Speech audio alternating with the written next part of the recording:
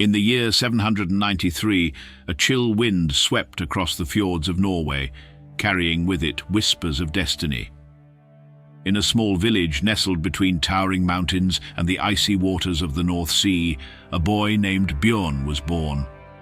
The midwife, a woman steeped in the ancient traditions of her people, saw in the infant's eyes the fierce spirit of his ancestors, the legendary sea wolves who had braved the unknown waters and carved their names into history. But she also sensed something more, something different.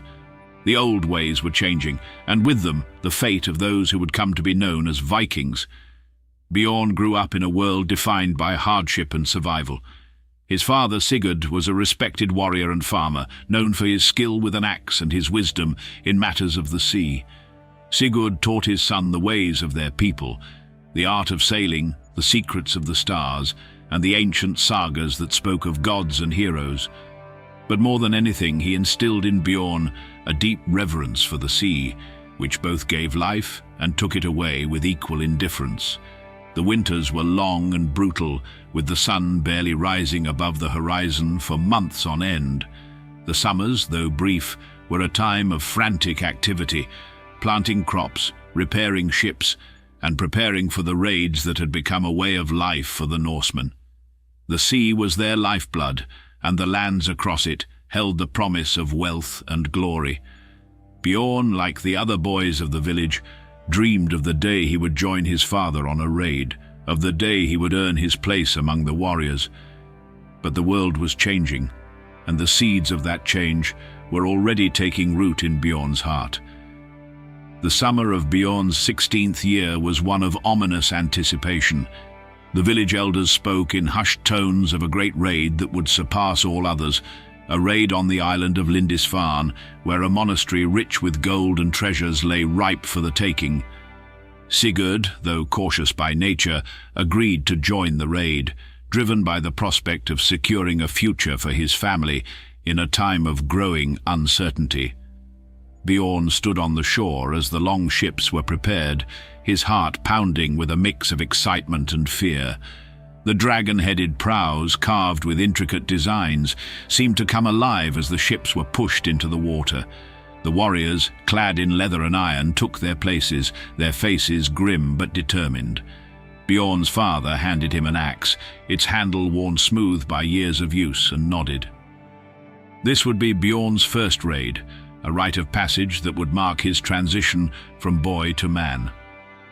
The journey to Lindisfarne was long and perilous, with the North Sea showing no mercy to those who dared to challenge its power. The men rowed in silence, their muscles straining against the relentless pull of the waves. Bjorn watched the horizon, his mind racing with thoughts of what lay ahead. He had heard stories of the monks, peaceful men who spent their days in prayer and their nights in quiet reflection. They were said to be weak, unarmed, and easy prey for the fierce Norsemen. But as the island came into view, a sense of unease settled over Bjorn. This was not the glorious battle he had imagined, but something darker and more complex. The raid itself was swift and brutal. The monks, caught off guard, were no match for the Viking warriors. Gold and silver were taken, sacred manuscripts were destroyed, and the monastery was left in ruins. Bjorn, standing amid the chaos, felt a strange emptiness in his chest. The thrill of victory was tainted by the sight of the defenseless monks, their eyes filled with fear and despair.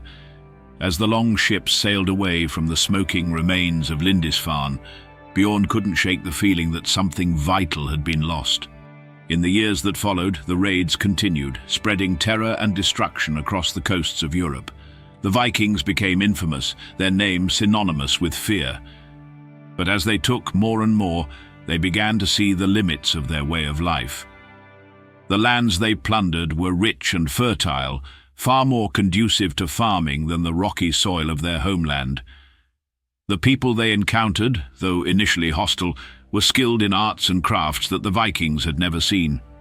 Slowly, the idea of settling, of building something permanent, rather than taking what belonged to others, began to take hold. Bjorn, now a seasoned warrior with a family of his own, was among the first to embrace this new way of thinking. The constant cycle of raiding and retreating had worn him down, and he longed for a different life, a life where his children could grow up without the shadow of war hanging over them. When news came that a group of Vikings was planning to settle in the rich lands of England, Bjorn made the decision to join them. The journey to England was fraught with danger, but it was driven by hope rather than greed. Bjorn and his fellow settlers landed on the coast of what is now Northumbria, where they were met with a mix of fear and curiosity by the local Anglo-Saxon population. The early days were difficult, with tensions running high and resources scarce, but over time the Vikings and the Anglo-Saxons began to find common ground. Marriages were arranged, alliances were forged, and the two cultures began to merge. Bjorn, who had once seen himself as a conqueror, now found himself learning the ways of the land, how to farm, how to build, how to trade. He watched as his children grew up speaking both Norse and Old English, their identities a blend of the two worlds. The settlement prospered, and Bjorn, now an elder himself, took pride in the knowledge that he had helped to create something lasting, something that would endure long after he was gone. While Bjorn and his people were carving out a new life in England, another group of Vikings was making its mark on the continent. In the early 10th century, a Viking chieftain named Rollo led his warriors into the heart of what is now France, seizing control of a region along the Seine River. The local Frankish king, unable to repel the invaders, made a pragmatic decision. He offered Rollo the land in exchange for loyalty and protection. Rollo agreed, and the region became known as Normandy, the land of the Northmen. Rollo's descendants, like Bjorn's, began to adopt the customs, language, and religion of the local population. The Normans, as they came to be called, were no longer seen as barbarians, but as a powerful and sophisticated force in European politics. They built castles, established laws, and forged alliances with other European powers. The Viking spirit of adventure and conquest remained, but it was now channeled into the creation of a new and enduring culture.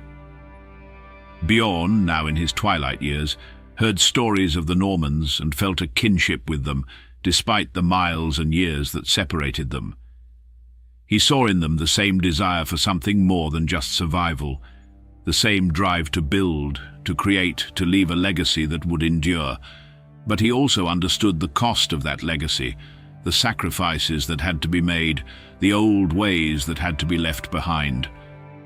The evolution of the Vikings reached its zenith in 1066, when a Norman duke named William laid claim to the throne of England. William, a direct descendant of Rollo, believed that he was the rightful heir to the English crown, and he was willing to fight for it.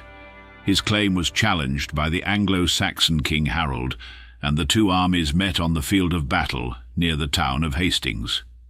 Bjorn's grandson, Leif, was among the soldiers in William's army. Leif had grown up hearing stories of his grandfather's exploits, of the raids, the settlements, the battles fought and won. But Leif's world was different from Bjorn's.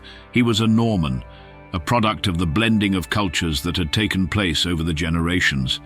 He spoke French, prayed to the Christian God, and fought with the disciplined precision of a trained knight. The Battle of Hastings was fierce and bloody, with neither side willing to give ground.